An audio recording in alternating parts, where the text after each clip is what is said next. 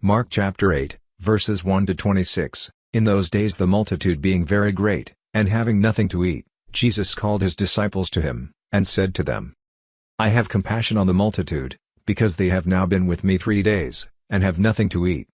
And if I send them away fasting to their own houses, they will faint by the way, for divers of them came from far. And his disciples answered him, From where can a man satisfy these men with bread here in the wilderness? And he asked them, How many loaves have you? And they said, 7.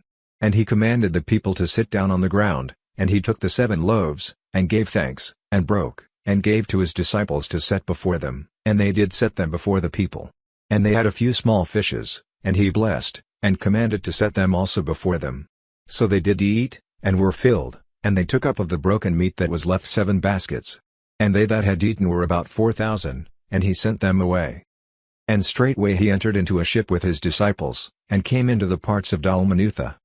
And the Pharisees came forth, and began to question with him, seeking of him a sign from heaven, tempting him. And he sighed deeply in his spirit, and said, Why does this generation seek after a sign? Verily I say to you, there shall no sign be given to this generation. And he left them, and entering into the ship again departed to the other side. Now the disciples had forgotten to take bread, neither had they in the ship with them more than 1 loaf. And he charged them, saying, Take heed, beware of the leaven of the Pharisees, and of the leaven of Herod. And they reasoned among themselves, saying, It is because we have no bread.